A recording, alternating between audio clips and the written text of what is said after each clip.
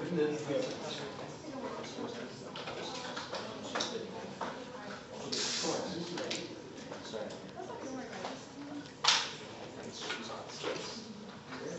don't have to submit to it. You don't have to. I have to first.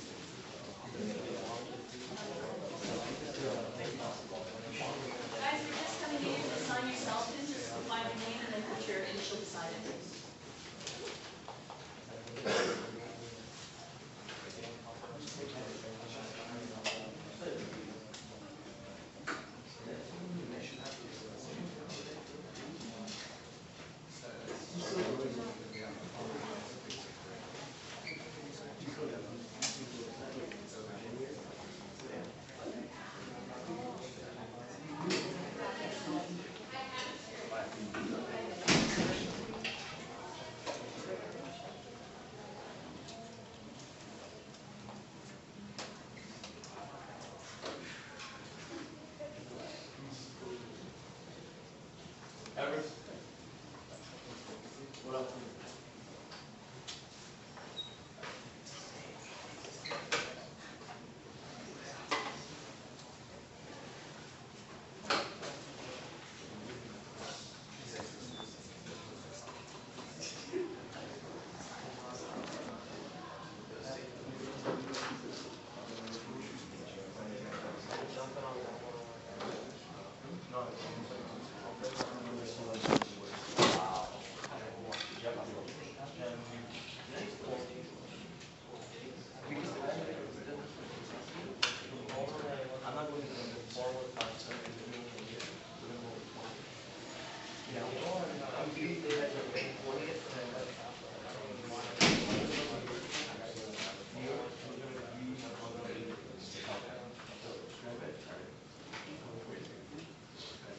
We'll start in a minute.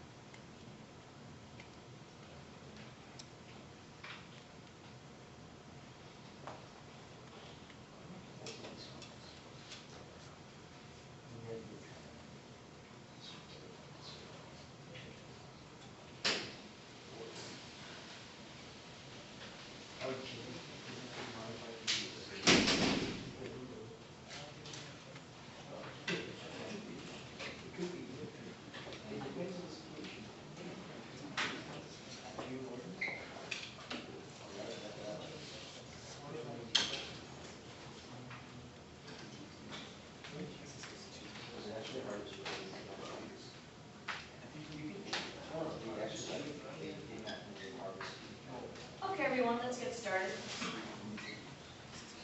So today what we are going to do is to talk about your essays, and I'm going to be going into specific detail about exactly what I expect from you in regards to these major papers. The first thing I want to remind you is that these papers are not traditional essays. So again, these are not argumentative essays where you are providing me with a thesis statement and then trying to prove a particular point of view. Instead, we call these types of essays science or technological controversy papers. They are controversial because there are two sides to the story. There's a pro side, a con side, a for side, and against side. And as a result, the major purpose of this paper is to allow you the freedom and the opportunity to choose a topic, a modern-day scientific or technological controversy that is of interest to you, and then have the freedom to explore that topic by analyzing every single aspect of the debate. In other words, your responsibility is to come up with the different arguments, both for and against. You are going to tell me all of the reasons why people are for that particular issue. And you are going to tell me all of the reasons why people are against this issue. That means throughout all of your paper, except for the conclusion, which I'll talk about later, but throughout all of your paper, you are not telling me your point of view. You are not telling me that you've chosen a particular side of the debate. Instead, what you are simply doing, at least for the first part of the paper, is to describe to me the different sides of your debate. The second purpose of this assignment is to also get you to start thinking very critically about sources. Where does information come from? And in order to do this, you are going to be looking at your particular topic from two different perspectives. The first point of view is going to be the point of view which we call the scholarly or academic perspective. And you are going to be choosing at minimum 4 academic or scholarly resources. Now, part of the exercise of this paper is to try to determine what constitutes an academic or scholarly source. Sometimes you have to make a decision about this. Other times, however, it's a no-brainer. Certain sources are automatically considered to be academic or scholarly. So first, let's talk about the two types of sources that can automatically be regarded as scholarly or academic sources. The first type of source you might want to use for your scholarly material are books that have been published by an academic or university press. So here, you're looking at the place of publication. And if your book comes from, let's say, MIT Press, U of T Press, University of Chicago Press, something like that, you can be assured of its academic authenticity. Now, a lot of books don't come from a university press, but they do come from reputable scholarly presses. And a really good way of figuring this out is to simply do a Google search about the publisher to see if they have a reputation in the scholarly or academic world. So this is the kind of source that you can choose for your paper, and you don't have to think twice about it. Now, of course, many books don't necessarily come from either a scholarly or academic press. And it is these books that you are going to have to start thinking about if you want to use them and consider them to be scholarly sources. So what are the things, for example, that you can do to determine if a source is scholarly or not? Well, the first thing you want to do is to look at the author. Is the author an expert in their particular field? Don't get fooled by the number of letters after someone's name. Make sure the person writing about the topic actually knows what they're talking about. If this still doesn't help you, again, Google the publisher and see whether or not, for instance, the publisher, as I mentioned, has a reputation in the academic world, or if it's just a publisher who likes to publish the most popular stuff of the day. The third thing you can do with any book, probably the easiest thing to do, is look at it visually. Pick up the book and see whether or not it's well referenced. If you come across a book and it's got 300 pages and 3 references, or no references at all, it's probably not going to be considered an academic source. Generally speaking, and you can take a look at the and the scientific technology reader I've given you, one article can sometimes have hundreds of references. So you are looking for books that are extremely well referenced. And that is another indication of whether or not it's a good researched book. Now, one particular kind of book that can be very useful in this exercise is what we call an edited book. An edited book is a book about one topic, but the book itself contains many different chapters written by different authors about the same topic. It allows you to look at a topic from many different perspectives. And this can be very helpful, especially when you're looking at a topic, as you're supposed to, from any and all different angles. I can tell you right now that if you do choose an edited book, then an edited book can constitute as two of your academic sources. So if you choose an edited book and take out 2 chapters from that book, that does classify as 2 sources, but maximum of 2 sources. So even if you choose 3 of those articles, it still only counts as 2. So this is the first kind of academic source that you want to use for your paper, or at least you can use for your paper.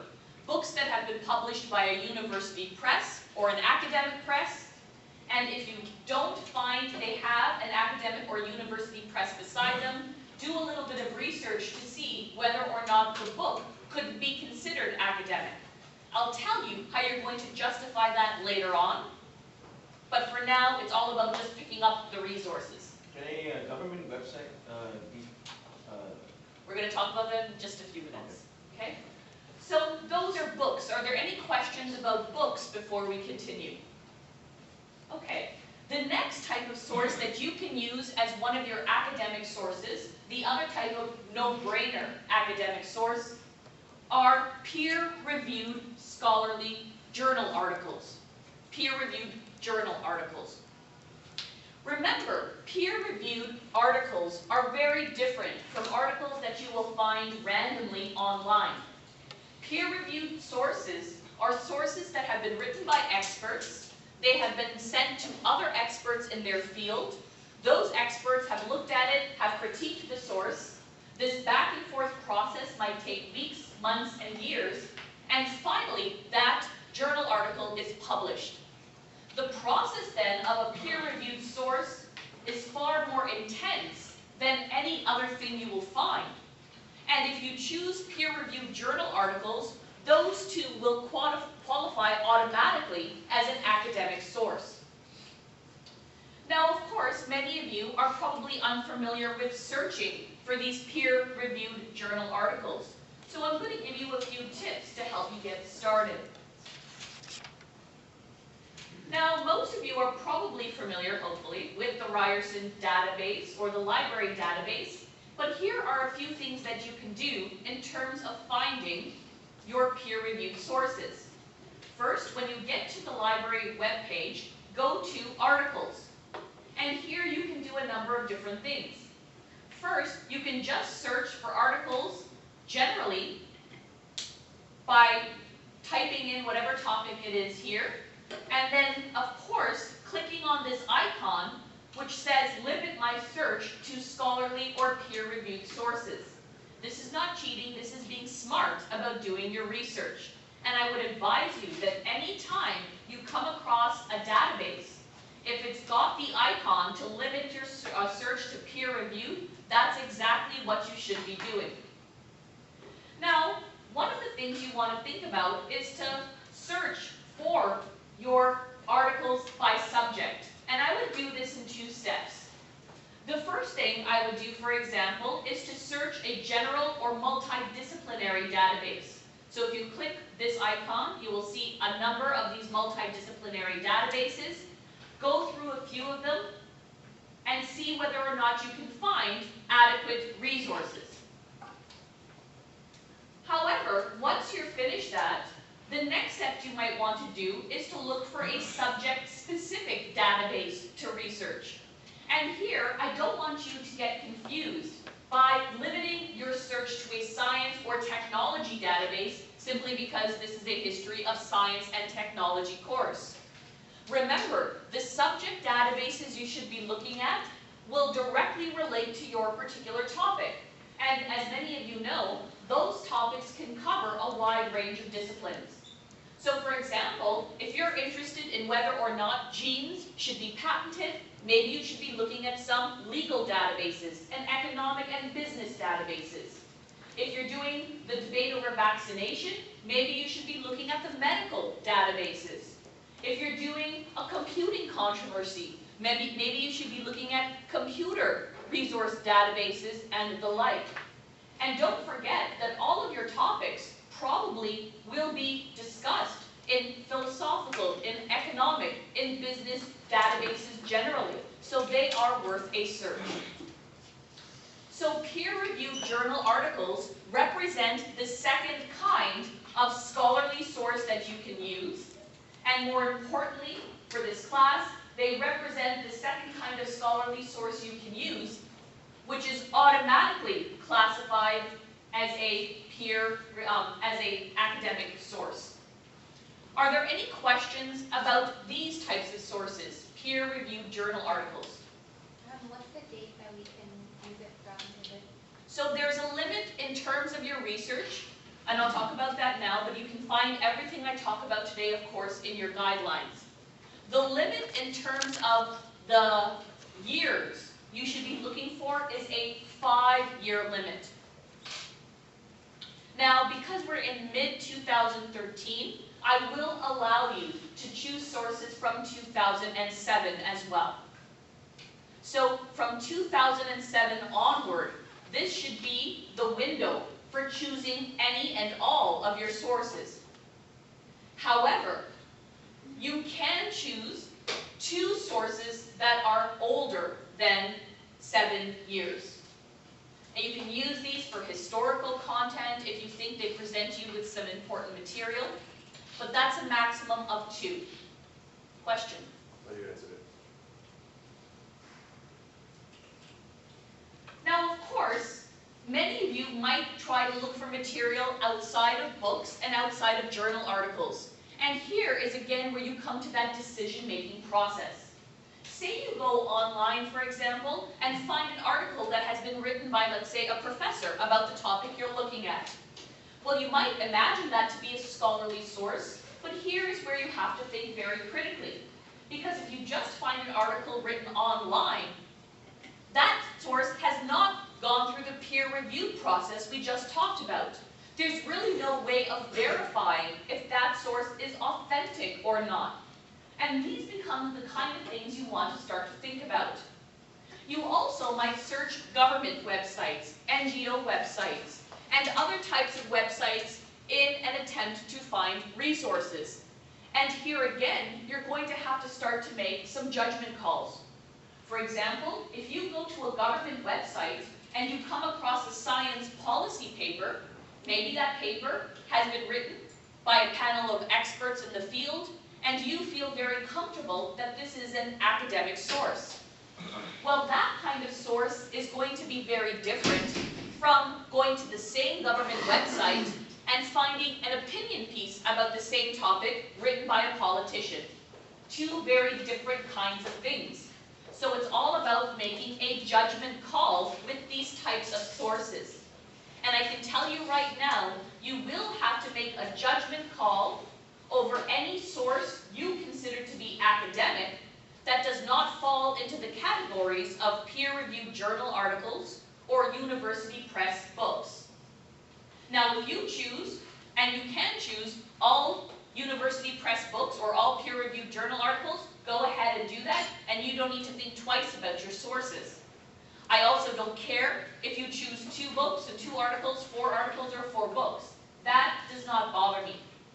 It's all about, however, finding the sources that provide you with the best access and amount of information to make you understand the topic. Are there any questions then about academic sources? And the fact you need to find at minimum, you can of course choose more, 4 academic sources. So that's my question. What's the maximum amount of sources? There is no maximum. Okay, so that represents represents one perspective.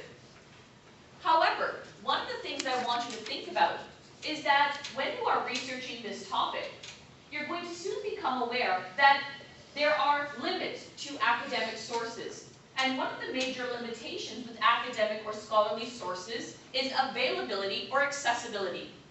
The majority of people in society don't have access to these kinds of resources. Usually they are confined to people like you, who can get them for free through your library database.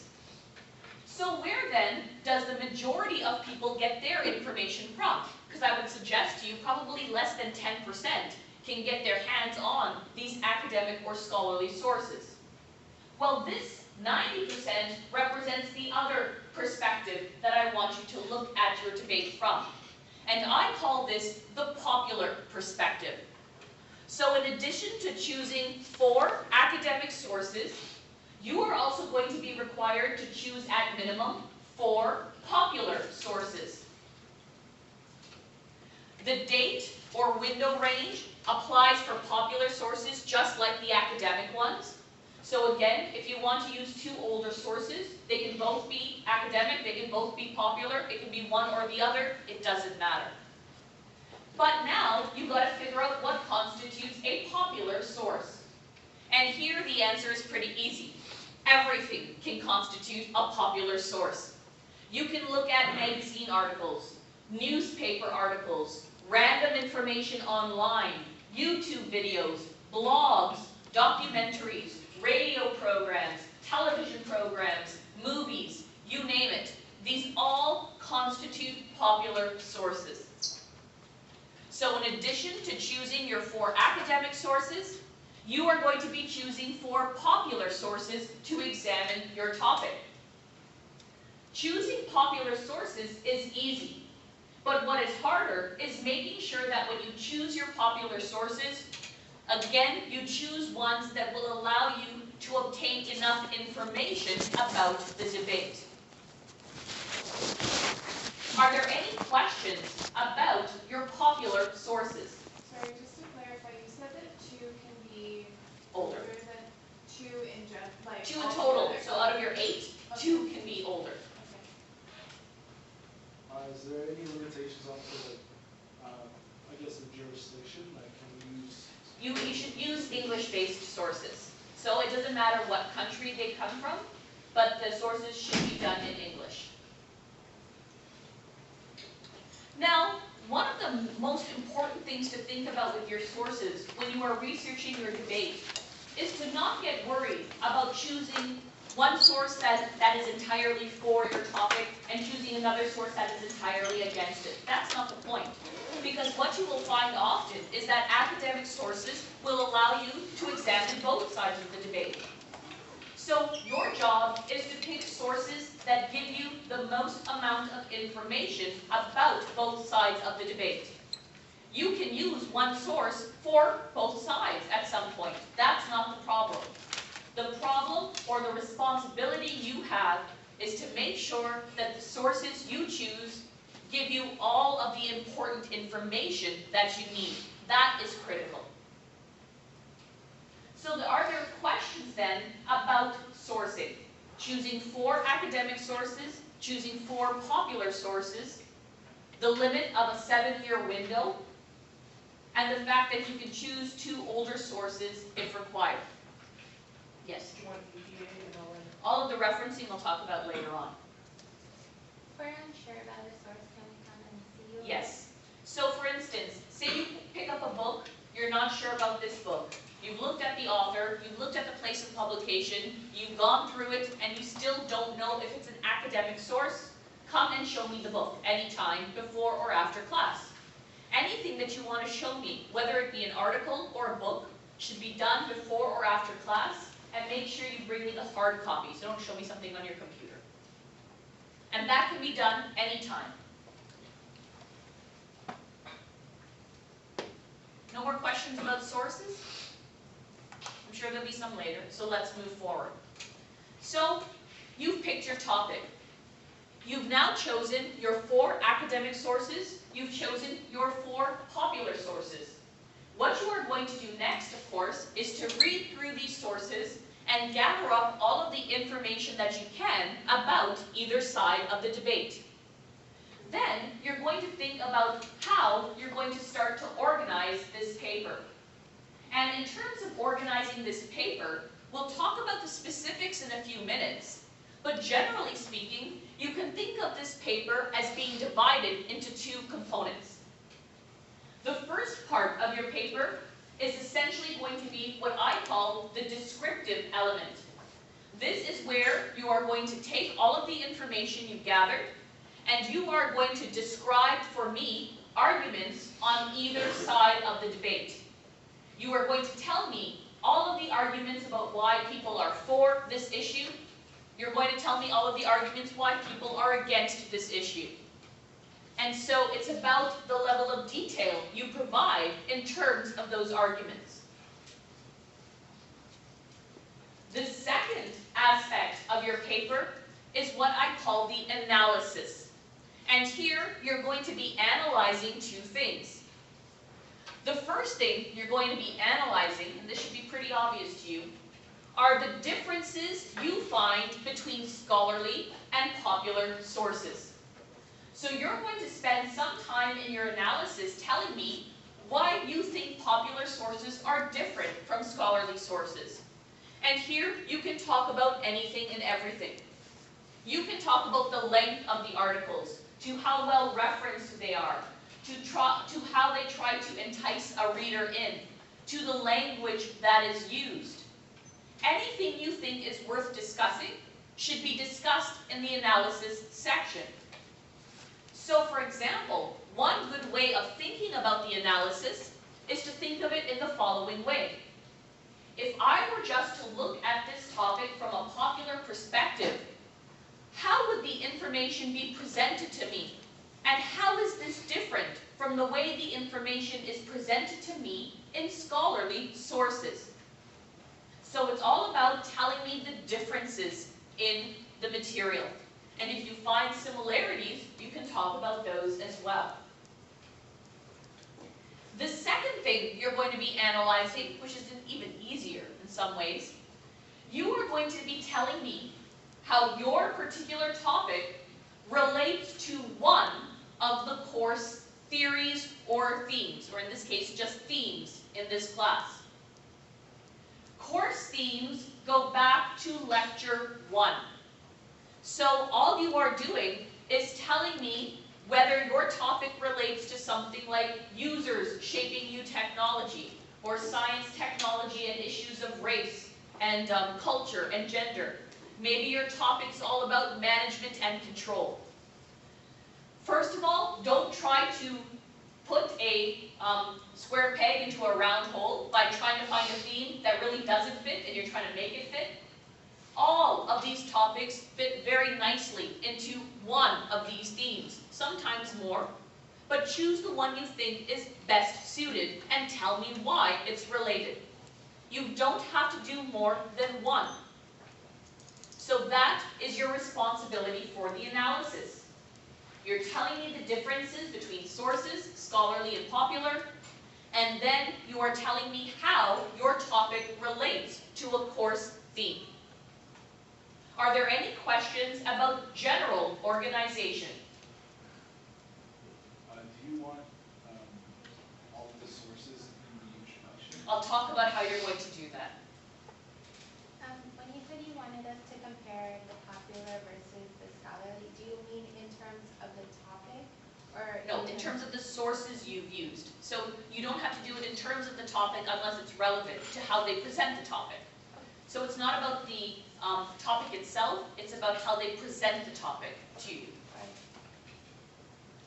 All right, so moving forward, again a reminder about the many topics that you have to choose from. I mentioned to you at this point that if you haven't asked me about choosing your own topic, you are now stuck with one from this pretty wide, big list. So I would say pick one as soon as possible if you haven't already done so, and then go through the process we just talked about. So for example, if you're interested in this idea of an open market for human organs, maybe you start with a general database search, And then you go into the subject-specific database searches, looking at economic journals, philosophy journals, maybe even religious journals, to help you get a better perspective of the debate. Again, I don't care what topic you choose from this list. You don't have to run it by me. I don't care if everybody chooses the same topic. I can tell you last semester that 75% of people chose 2 topics. So certain ones are more popular than others. Doesn't bother me. Are there questions about the topics that require some clarification if you need it? Okay. Now this takes us to organizing your essay. And it's here you want to pay very careful attention, because I'm going to start to tell you how your marks are going to be given out. Now first, you should know that you are going to be marked out of 70 for this paper, and you are marked according to a grading rubric. There are 7 different categories. Each of them are worth 10 marks, for a total of 70 marks for this paper. And what I will be doing next is to tell you where all of these marks are coming from and what you need to do to obtain maximum amount of marks. Question? Will we be able to see the rubric? Sure, I will post that online for you, no problem. Okay, so first, let's start with your sources. And here I'm going to provide you with some very valuable information about the sources itself. Now, first of all, I want to say, I don't care what type of referencing style you use for this paper. You can use APA, you can use MLA, you can use footnotes, you can use endnotes, it doesn't bother me. However, and this is key, everybody should write this down, no matter what kind of referencing style that you use, every single person in this room is going to be required to provide me with a bibliography at the end of their paper. And the bibliography will have to be formatted in a very specific way. The bibliography is the very last page in your paper, and it's the first one that I'm going to look at when marking your paper. And it is here where you are going to do the following things.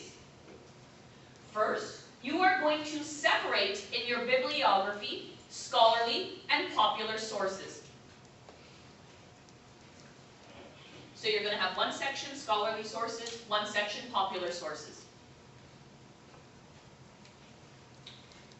Even more importantly from you, it is in the bibliography where you can justify a source that you've decided is academic, even if it doesn't fall into the categories of peer-reviewed journal articles or books.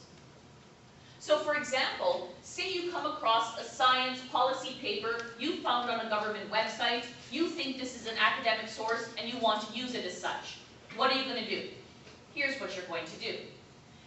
When you list that source in the scholarly section, you are going to put a little asterisk beside it, a little star beside it, and then underneath that source, you're going to tell me why you consider this source to be academic.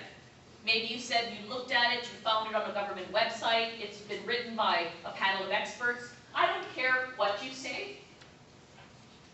I don't even necessarily have to agree with you. But if you go through the process of trying to justify this type of source, you will get marks. You will lose marks if you do not justify a source that you think is academic, but that doesn't fall into the categories of peer-reviewed or university press. This can be confusing to many people, so let me simplify it for you. In your bibliography, you don't have to justify any academic source that is a peer-reviewed article or a book from an academic or university press. You don't have to do anything but just list them. You also don't need to justify any popular source. The only sources you need to justify are those you think are academic but don't fall into those 2 categories of peer-reviewed or university press. Some of you then won't have to justify anything. Are there questions about that before I move forward? Next, most frequently asked question. Why do I need a bibliography if I'm having a works cited page, which is standard with an MLA or APA format? And what are the differences between a works cited page and a bibliography? Now, if you are going to be using a parentheses-based referencing style, MLA, APA, in your paper, you need a works cited page. But you will also need a bibliography in addition to your works cited page. And there are two major differences here. First, the works cited page only lists materials you have actually cited in your paper. The bibliography, however, will contain a list of materials you not only cited, but also looked at, but perhaps did not use in your paper. And that means the bibliographies usually tend to be longer than your works cited page. So for a paper like this, maybe you chose 8 sources, but you only cited 6 of them in your paper. And I would tell you right now, you don't need to cite all of the sources. 6 is a good standard, 6 and above in the paper itself. If you looked at 8 sources, you only cited 6 of them, your works cited is going to have the 6 sources, your bibliography is going to have the 8. Even if you choose 8 sources, you cite 8 sources, that's fine. What's different about the bibliography? Justification you give for... Or the formatting. So the separation of academic and popular, and the fact you might use this for justification. Is it not possible to combine, to add a bibliography within the No, summary? because they're two totally different things. If you actually look at any book, you'll find a good book has both a bibliography as well as a reference sheet. In bibliography, do we write down like a list that these are academic sources and then those are Popular? Yeah, you're supposed to separate them accordingly. You would not do that in a works cited page. In a works cited page, you're just doing it in standard alphabetical format. In the bibliography, you can use alphabetical format, but you separated the sources. Last question. The reference that you use, can it be the same exactly on the bibliography, just different format? Yeah, it can be. If you've chosen 10 sources, let's say you've chosen 8 sources, you've cited 8, the bibliography is going to have a different format, and you might have to justify a source in the bibliography. But it'll be That's the the same difference. situation. Yeah. Now, if you're using footnotes or endnotes, you'll do your footnotes, and then you'll have your bibliography. You'll do your endnotes, you'll have your bibliography. And for parentheses-based referencing, you'll have your you'll have your in-paragraph citations, you'll have your works cited, you'll have your bibliography. The bibliography is important. And in terms of the marking rubric, you are going to be marked out of 10 for your sources. You are going to be marked for the following things for sources. First, when I look at the bibliography, I'm going to see whether or not you have chosen the correct number and the correct type of source. Have you chosen for academic? Have you chosen for popular sources? Are they actually academic or not? That kind of thing.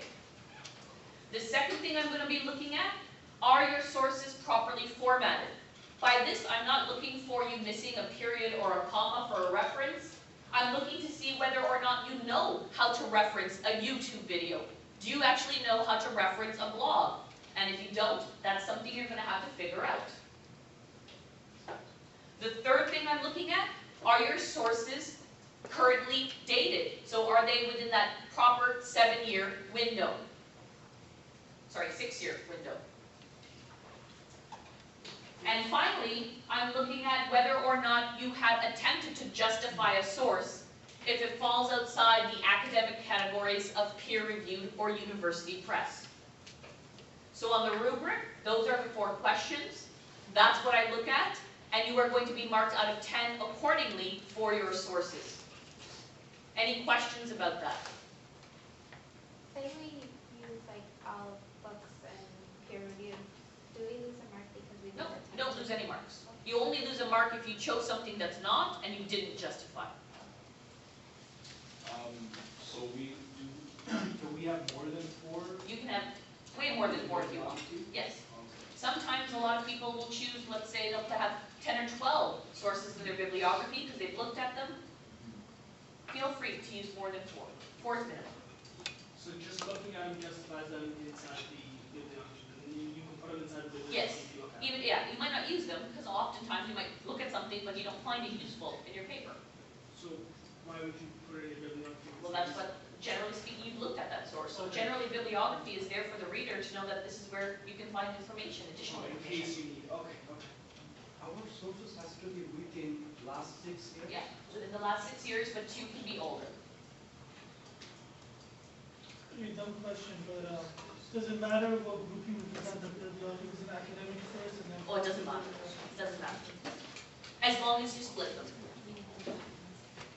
Any questions then about this first portion of the paper, the sourcing, where you are going to be marked out of 10? Let's move on. Now, most of you have never written this kind of paper before. You're used to writing a traditional essay.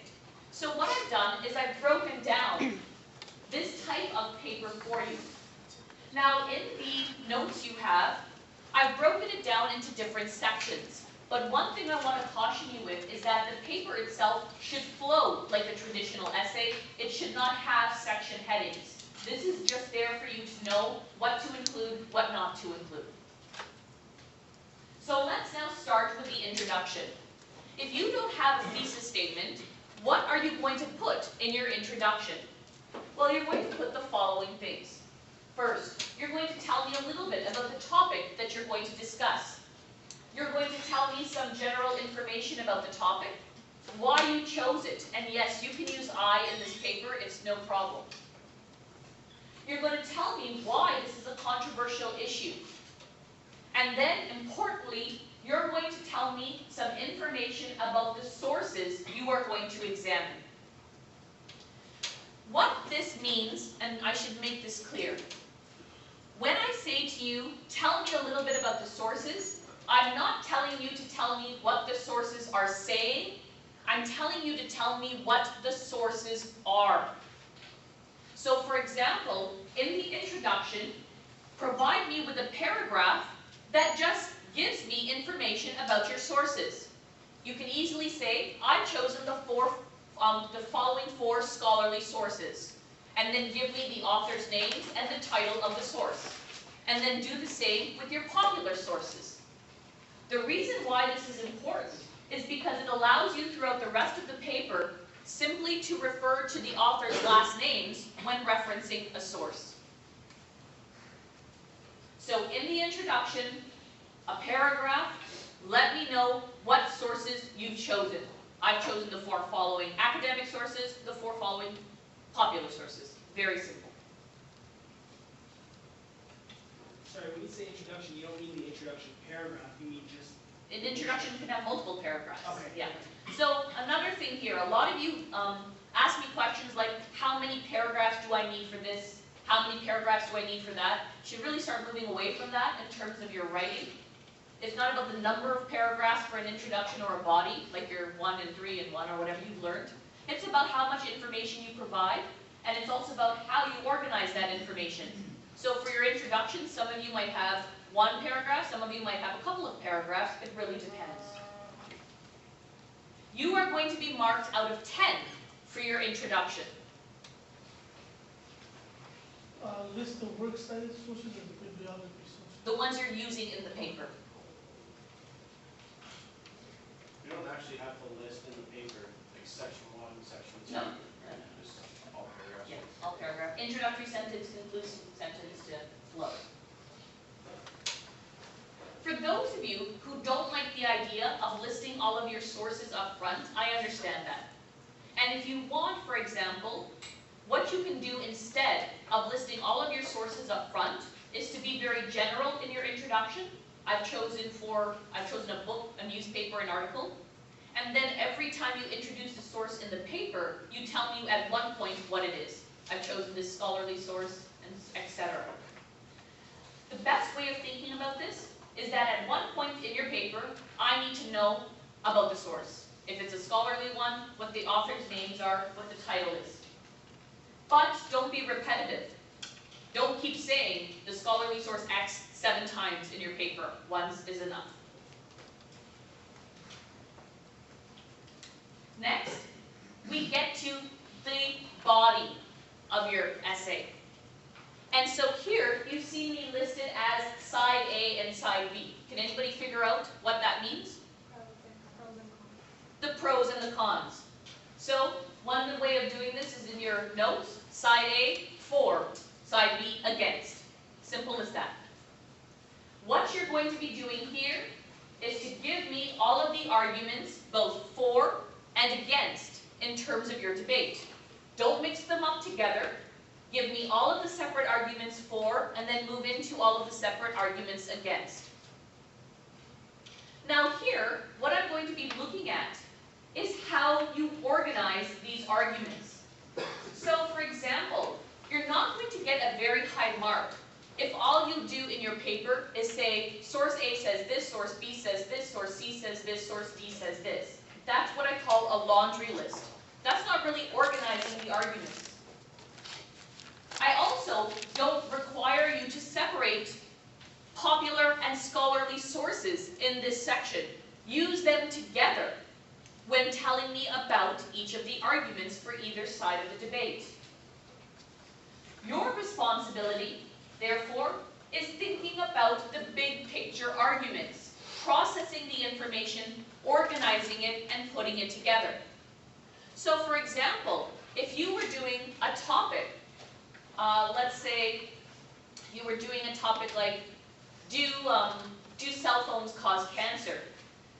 Maybe all of the for arguments are going to be based on big picture topics. Maybe you have one section on all of the economic arguments. Maybe there's some medical controversies. Maybe there's some ethical issues involved.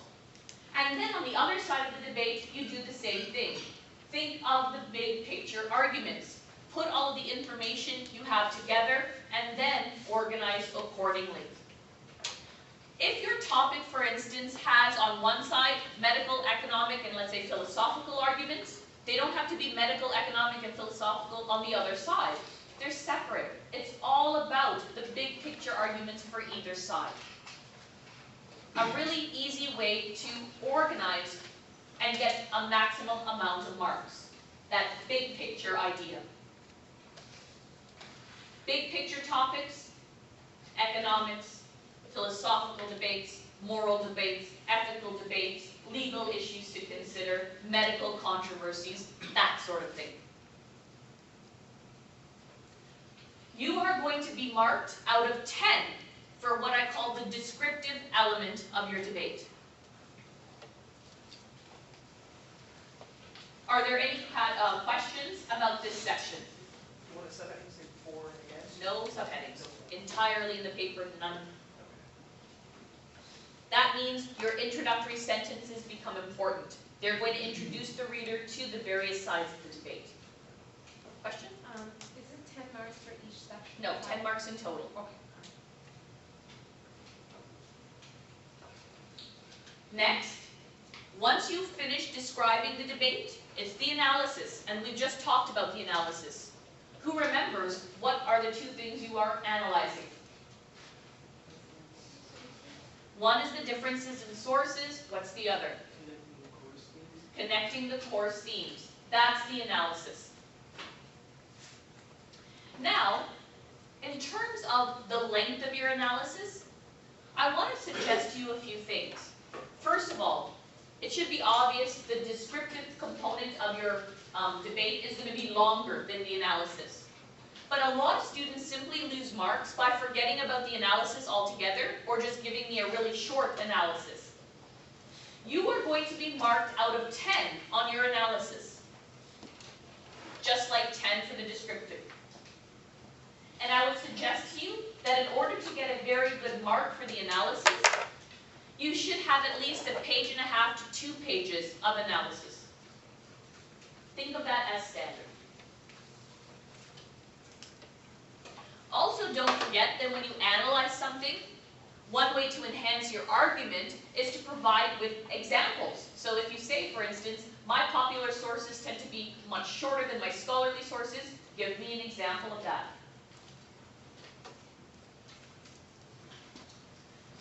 Finally, you have your conclusion.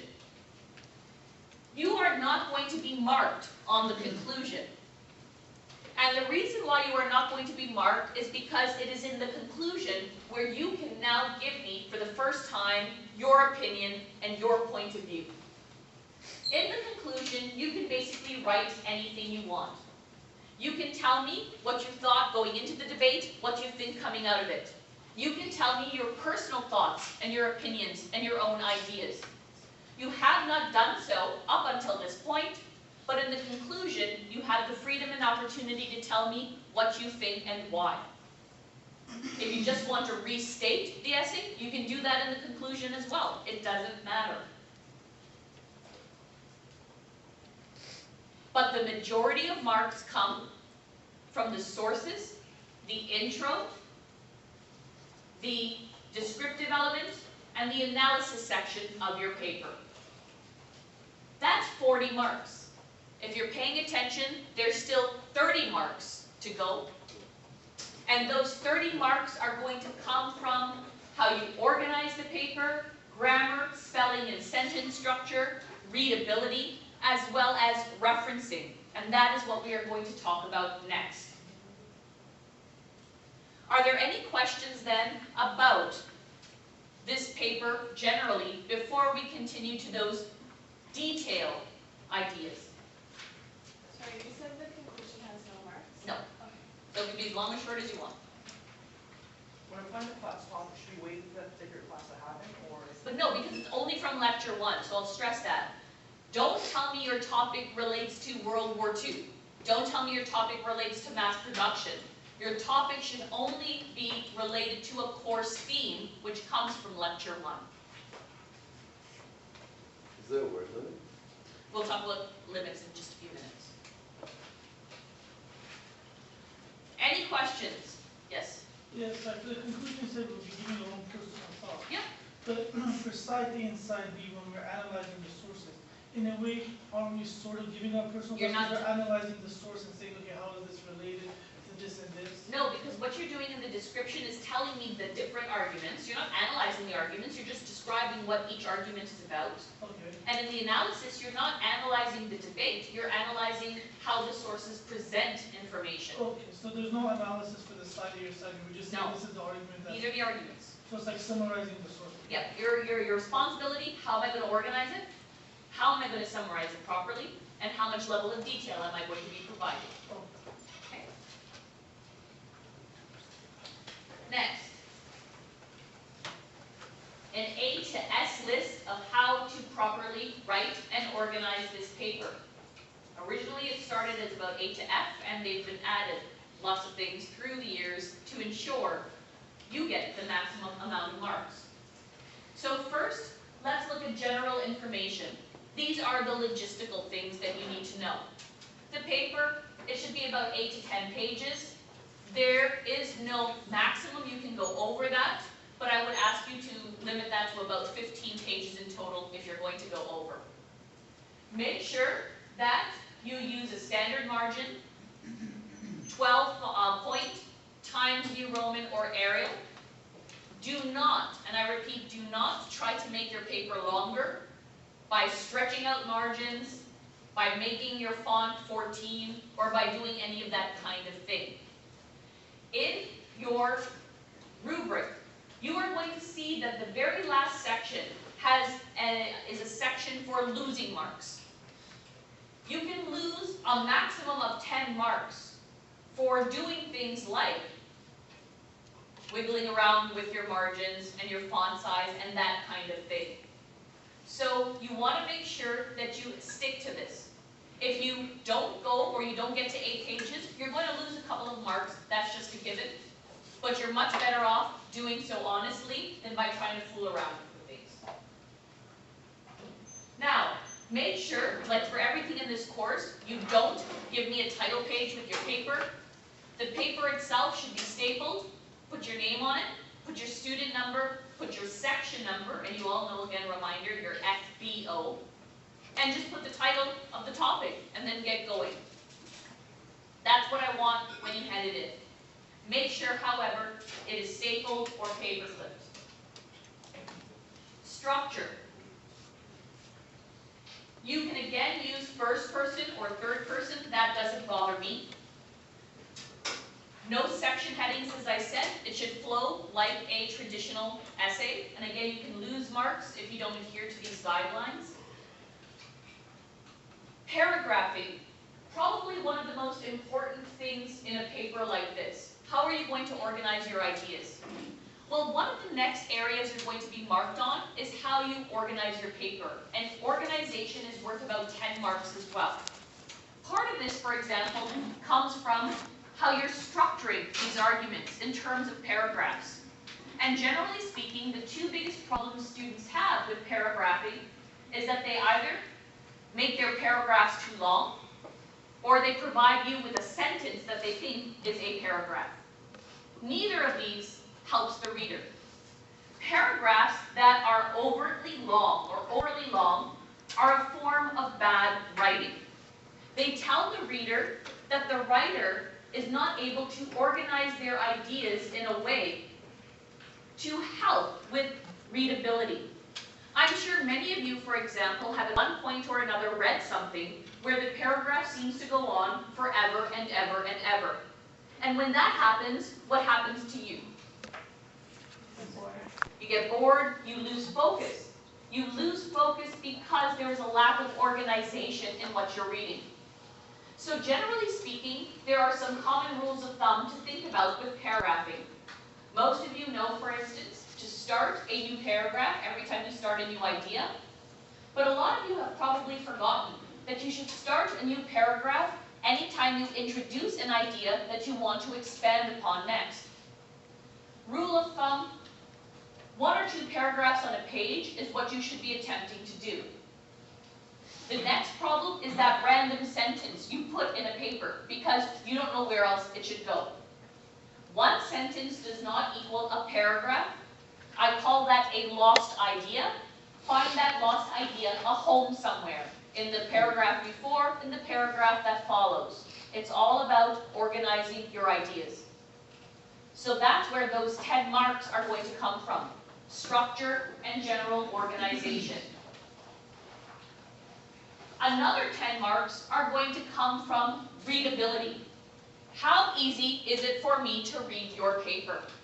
And that comes from grammar and spelling and sentence structure and all of those other kinds of things.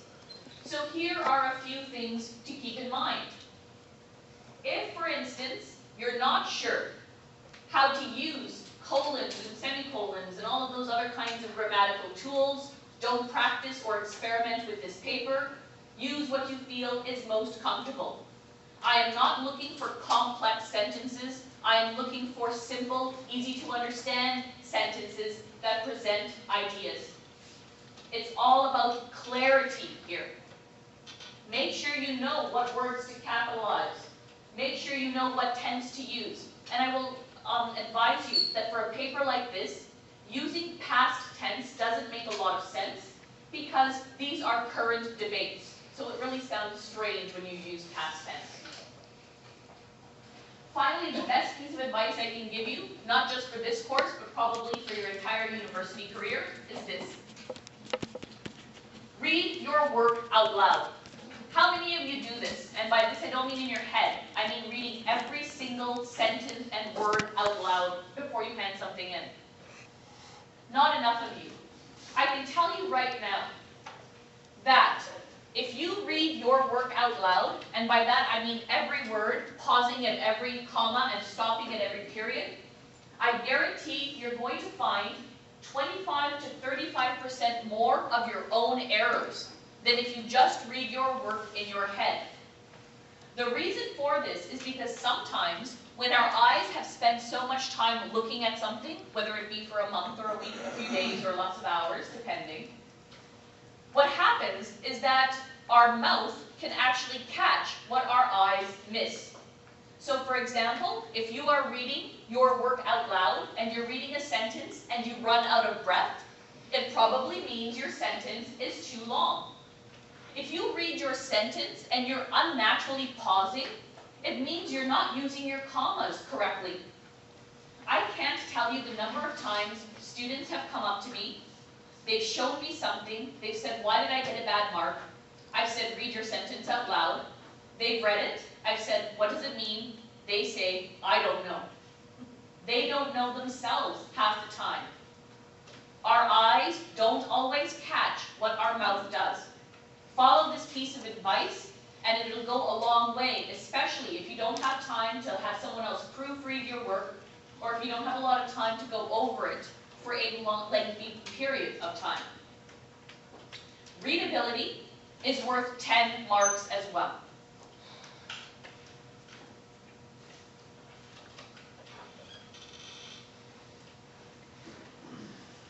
Finally, the last area you're going to be marked on, referencing.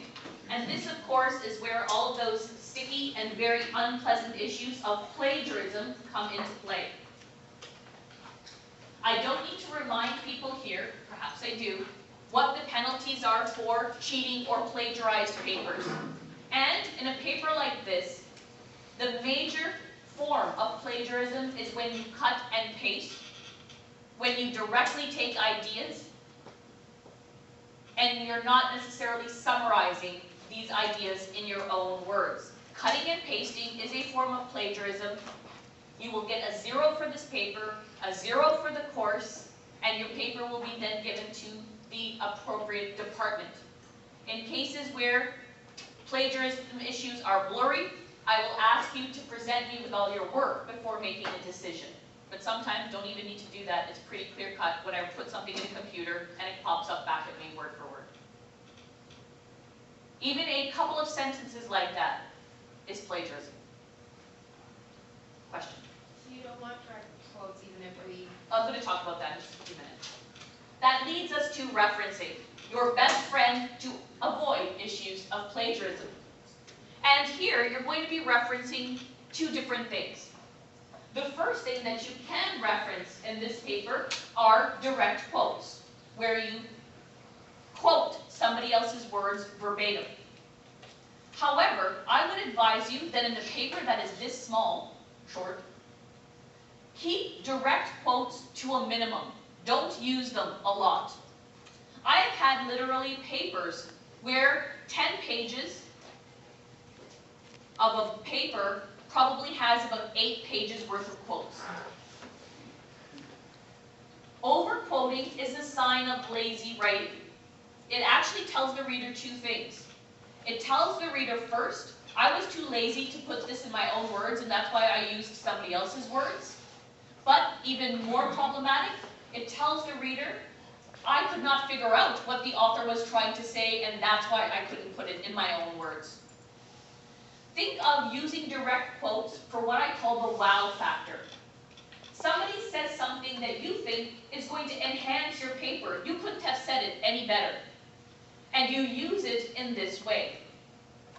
If you use a direct quote, remember to keep standard formats, which means if it's less than 3 lines, it goes directly in the paragraph. More than 3 lines, it has to be indented, smaller font, that kind of thing. If what I just said makes no sense to you, look at the reader I've given you for different examples. In addition, however, to direct quotes, the other thing you are going to be referencing, of course, are ideas. The ideas that you are going to be presenting in your various arguments. Here, students often get confused between what to reference. And a standard way of thinking about it is that you don't reference facts, which are known to everyone. You reference other people's arguments and their ideas. World War I started in 1914. It's a fact, everybody knows it, you don't have to reference it. But if you say the historian X suggests World War I started for these reasons, you would provide a reference because that is their idea or opinion. Now here is another crucial thing for referencing. Again, no matter what kind of referencing style you use, APA, MLA, footnotes or endnotes, I don't care what they say, you need to provide me with a page number for each of your references. This is crucial. That means I can find that reference when I do a random check easily. I don't want to be scouring through a 30-page paper trying to figure out where you got the information from. A page number is required. Now, a lot of internet sites don't have page numbers, so you can provide me, in this case, with a paragraph number. Paragraph 1, 2, 3, or 4 is fine. Everything you reference requires a page number or a paragraph number. That goes a long way to combating issues of plagiarism. For things like videos, YouTube videos, timestamp is what you need. Any questions about that? Page numbers, paragraph numbers, timestamps. So, your referencing mark is out of 10, and the questions we ask are as follows. Number 1, have you properly referenced your sources? Have you included the page or paragraph numbers? Have you over-quoted? And if you have, that's where you start to lose marks. Any questions about referencing in general? So the page numbers apply to every single in-text citation that Yeah, you do? every single in-text Even citation. though it's just an idea? Yep. Okay. Ideas, opinions, if it's someone else's work, you cite it, you tell me where you got it from. And here, the key is summarizing. You take an idea, summarize it. If it's an idea that's like a recurring idea in an essay or whatever we're studying, we just give any one place that it comes up, or you want us to do multiple? It depends. So if you think, for example, it's worth the multiple in citation, you can. Okay. Now, one piece of advice I would give you to help you with your referencing actually goes to note-taking. Now, a lot of you take notes, and probably one of the most useful things to think about with note-taking is that when you take notes, they're often done in one of two ways. Most people who take notes either take notes what we call verbatim style, where you write down on a piece of paper the exact words of someone else, or you write and paraphrase in terms of your own notes. Either of these ways for note-taking are very useful, but the biggest problem students make are when they use both in terms of their note-taking. When some of it is verbatim, some of it is in your own words. This is where issues of plagiarism become a problem, because you don't know what you said versus what the person directly said. So I would suggest to you that when you take notes, you pick a style. Either it's all verbatim, or it's all in your own words. And that allows you to do two things.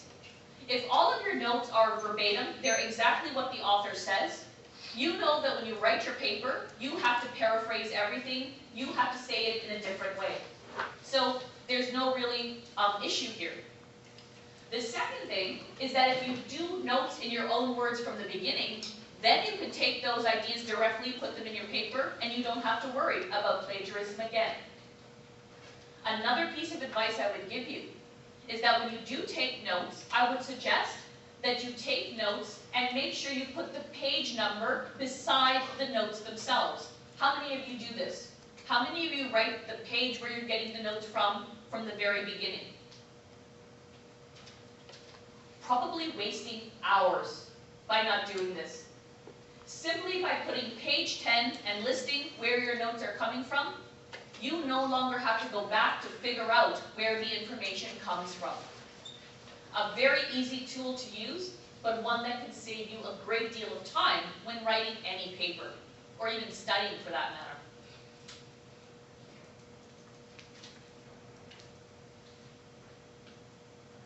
Next, all of the information I've provided for you in your bibliography is here in the guidelines. The differences between popular and scholarly sources, how to organize your bibliography, how to separate things, how to justify a source, how current or dated your sources are. And finally, your lay paper guidelines, something I hope we don't have to use here. Now remember, your papers are worth either 30 or 35% of your mark.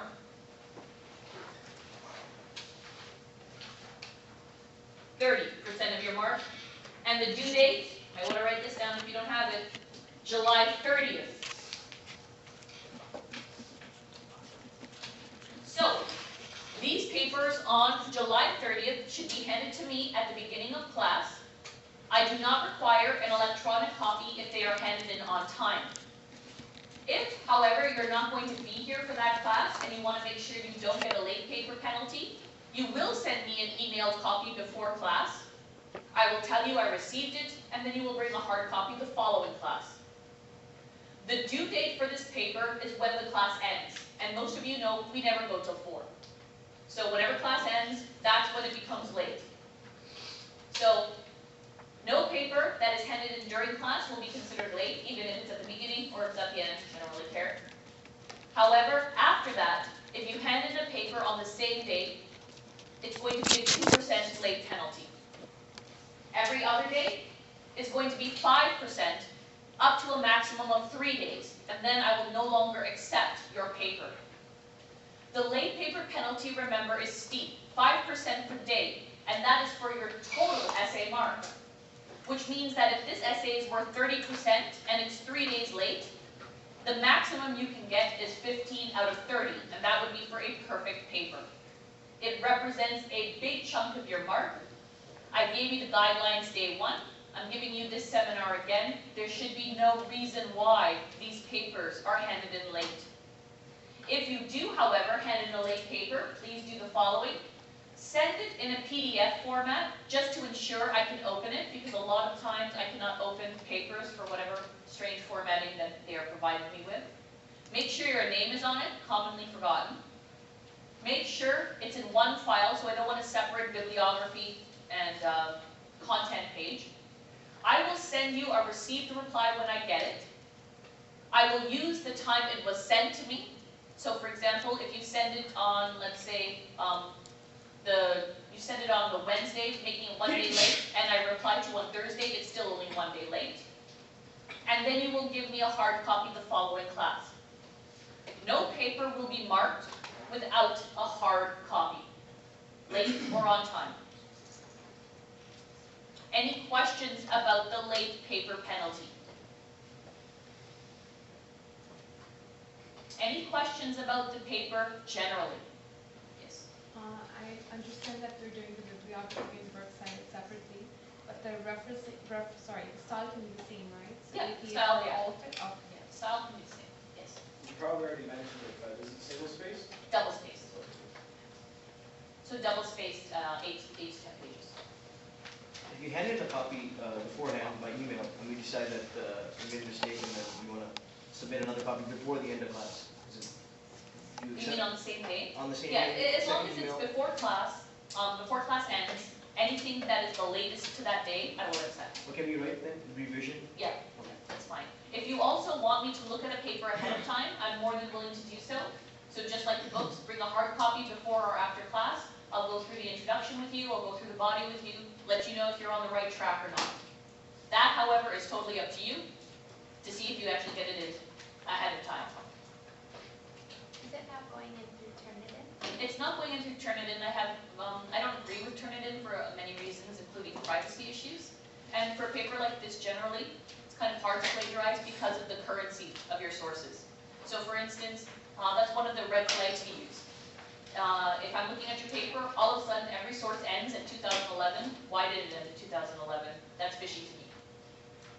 Okay, so those are the things we look for. You're gonna be posting the rubric up, right? Yeah, I'll post the rubric. Okay. So there's 8 sources, and we need to cite all of the 8 sources in the No, text. 6. I would say 6 is your minimum. Okay. So to put it all together for you, the rubric, 7 categories. What are you marked on for each out of 10? Number 1, you're going to be marked on the sources. Number 2, you're going to be marked on the intro. Number 3, you're going to be marked on the debate. Number 4, you're going to be marked on the analysis. Number 5, you're going to be marked on organization and paragraphing. Number 6, you're going to be marked on referencing. And number 7, you're going to be marked on readability. Total of 70, divided for a mark of 30, that's what you get. If you want your essays back, and generally speaking, most people don't, but if you want your essay back, please provide me with a self-addressed stamped envelope along with your paper, and when the course is over and a few weeks after the course is over, I will mail those back to you if you want to see them again. Questions? Will we get the mark before the exam? Or? No, so I'll tell you a little bit about the marks now, although I'll know I'll have to repeat myself. In terms of your marks, once I get the papers, and after your final exam, I'm going to ask you not to contact me. What's going to happen is that once the marks go to the register, I'm going to give you a 1-week window. I will email you telling you the dates for that window. And during that time, you can email me and you can get your breakdown. So I will tell you what you got in your paper, what you got in your exam, that kind of thing. So we won't know our test marks until the end? No, your final test. Oh. Yeah, these ones I'm already halfway through, you'll get them back next week. Yeah, test number 1 and test number 2, you'll know. And you'll have a good idea of participation if you come to class and you've done the assignments.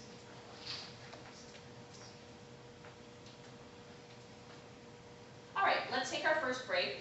When we come back, I'm going to start introducing you to the next section, which is on communication technologies. I'm going to give you some background information, which is required, tell you a little bit what's going to be on the next test, and that kind of thing. So let's start again at 3. Oh, you have to sign it yourself.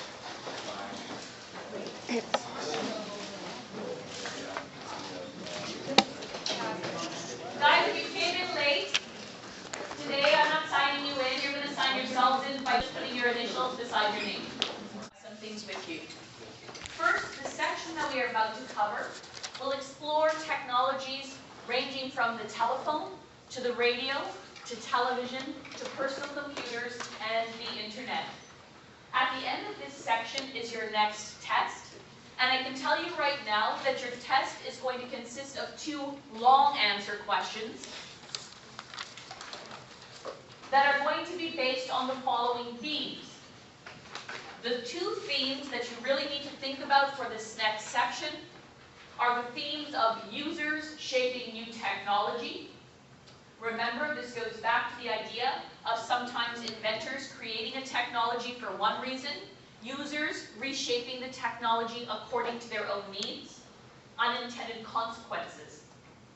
And for those of you who need a little bit more of a refresher on this particular theme, there is an article in your reader called User Shaping New Technology, which will give you a much better grasp on this issue.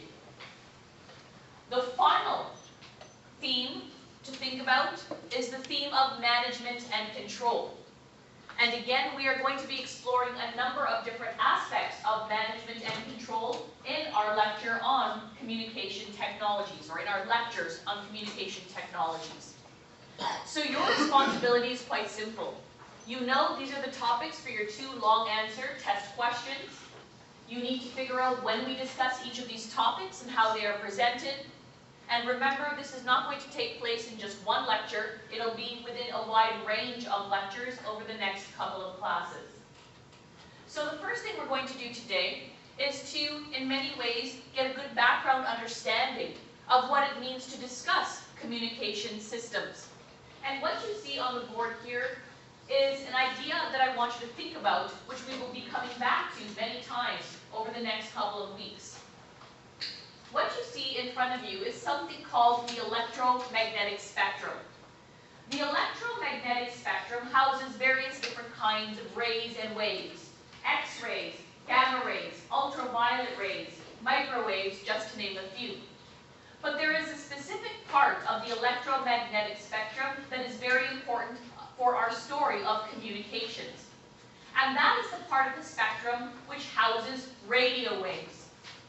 Radio waves are what we use today for communications. And we use radio waves for communicating in both wired as well as wireless technologies. Now, the place on the electromagnetic spectrum where you will find radio waves is called the radio frequency spectrum. and it is the radio frequency spectrum that I want you to become familiar with. The frequencies within the radio frequency spectrum are what we use for communications. And for those of you unfamiliar with what I mean by a frequency, the best way of understanding this, of course, would be to think about radio itself. When you tune into a radio station, for example, a 97.1, a 107.9, you are tuning into a frequency, the frequency which allows you to hear the programming going on.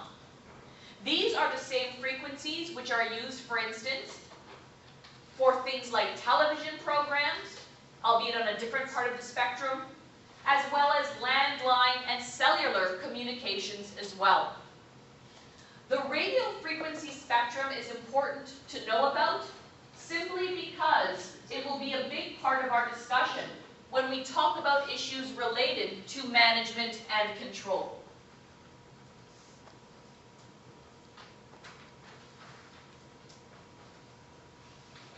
The next thing I want you to think about is how historically and in present day communication systems are divided.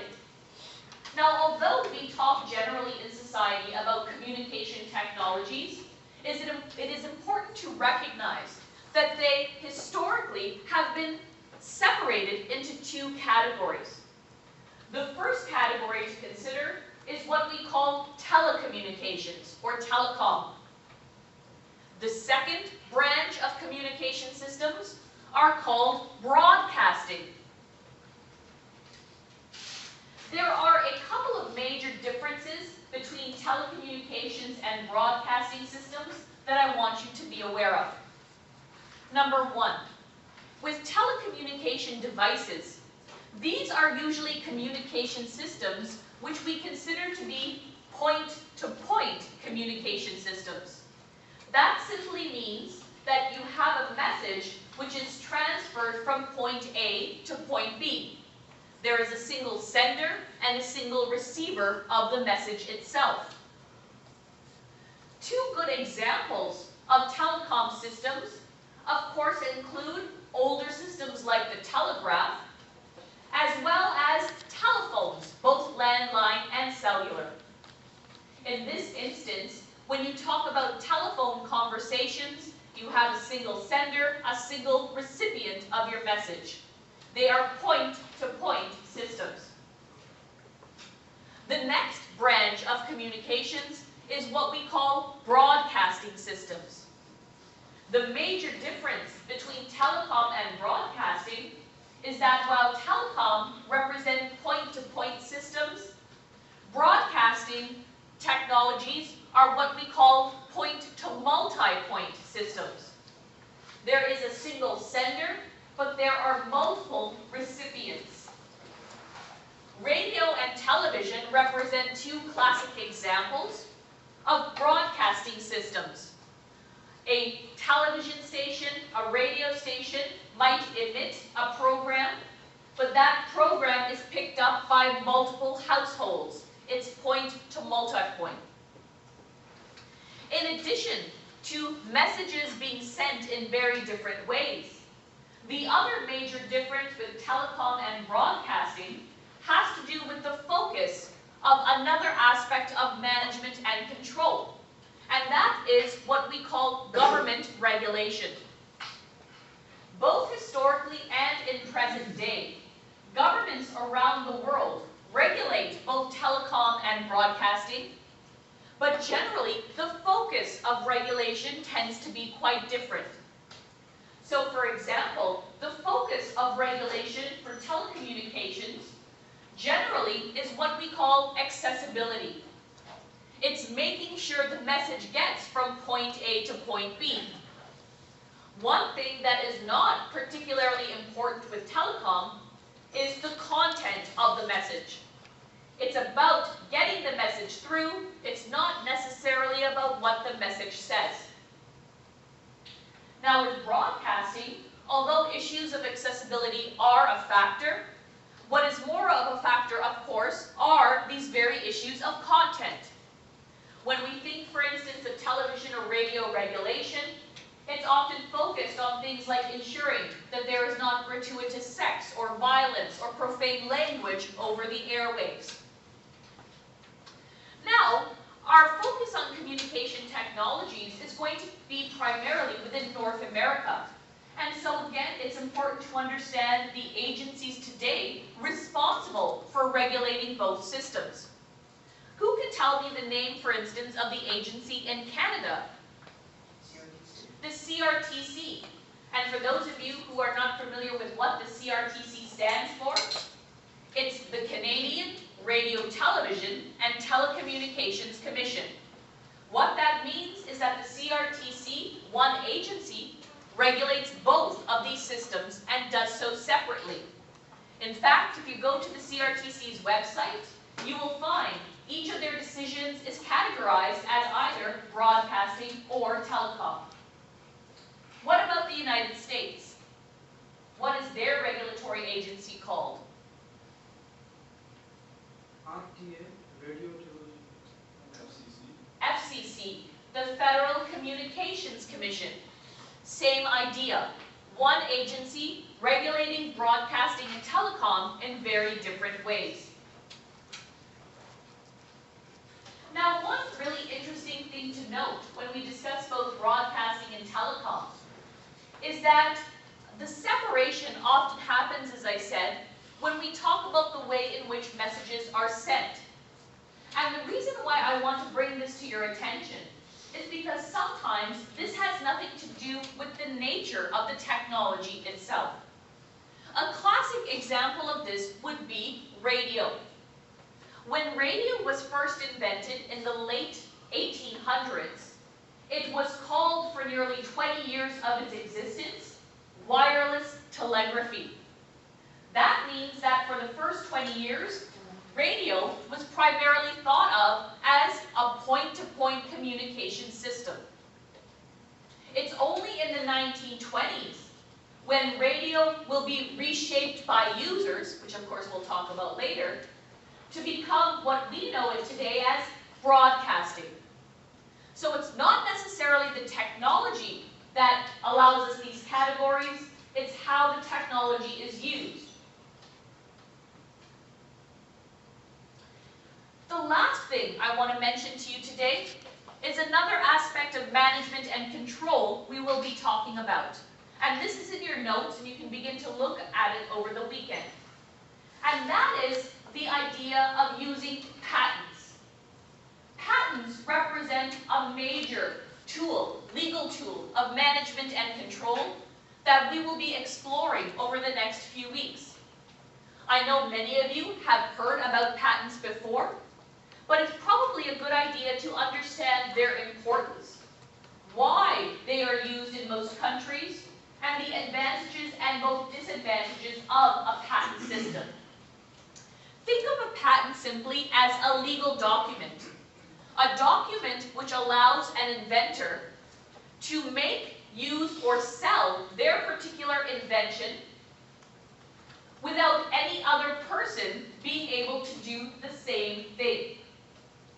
Patents offer what we call exclusive rights over an invention, and they are exclusive for a period of time.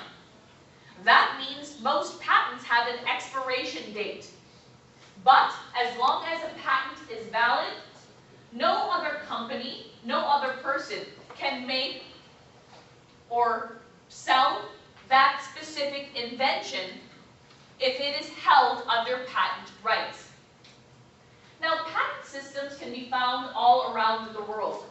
And one of the major advantages of patent systems is what we call the ability to disclose the details of an invention. For example, if there was no patent system in place, many inventors would never showcase or highlight their invention because they would be afraid of someone else stealing their ideas and then taking all the glory from them. So what does a patent system offer? Well, if an inventor is granted exclusive patent rights over their product or invention, then in exchange for these exclusive rights, they have to make the details of their invention public. They are made public within a patent office of any given country. That allows, for example, others to view the details of their invention, which might then serve down the road as inspiration for new ideas. So one of the major advantages of a patent system is this idea of the ability to safely disclose the details of an invention without fear, for instance, of someone taking that from you. The other advantage is that patent systems are seen to allow for more inventions to take place because of the openness of these systems when a patent has been given. This idea is often thought of as patents begetting other patents. Someone takes out a patent on one idea, that serves as inspiration for new ideas down the road. Now, of course, patent systems also come with major disadvantages, and we'll explore a lot of these in this class. One major disadvantage, of course, of a patent system is that they limit competition. If you are an inventor or a company and you have exclusive rights over your product for a period of time, that means as a consumer, you are forced to only go to that company if you want to purchase that product. That company can charge you whatever it wants, and you're essentially forced to pay for that if you want that product. Some have therefore said that patents actually limit innovation and competition because of these exclusivity rights. Another problem with patents is the philosophical or moral debate surrounding them, especially, for instance, when we look at sectors like the pharmaceutical industry.